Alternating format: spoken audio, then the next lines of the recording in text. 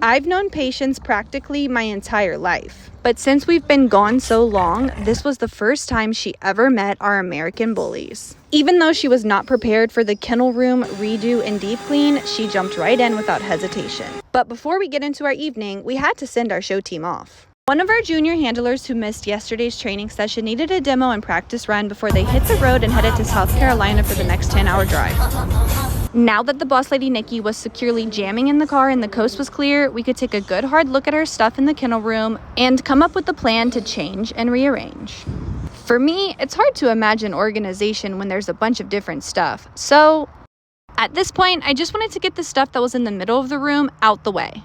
And since I didn't know my friend Patience was coming to help me, I had a helping hand, Emma, thankfully by my side. But then I noticed it was a little dark and dreary, and I'm already not motivated by cleaning, so I made the decision to change all of the lights to something brighter and cleaner. But in the middle of that, Moo was causing trouble and wanted to go outside. The problem is he doesn't like to put his training collar on. So I used it as a training opportunity and enticed him with a treat.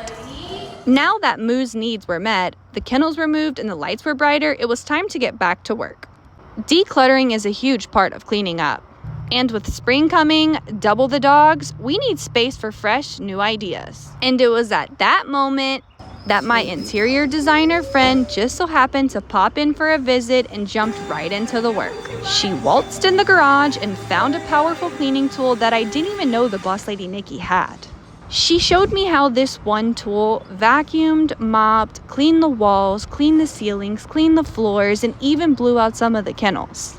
It cleaned so much, it even cleaned the air for the next 24 hours. And obviously at this point, I was mind blown.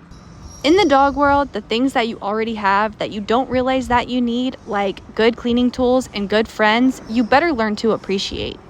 Because trust me, they'll come in handy when you need them the most. By nighttime, we needed to sit down, catch up, and talk about life. But what the pocket bullies needed next, she was not prepared for. Cheese wanted to make sure that she knew he was her new best friend. And Molly, well, she was her pillow.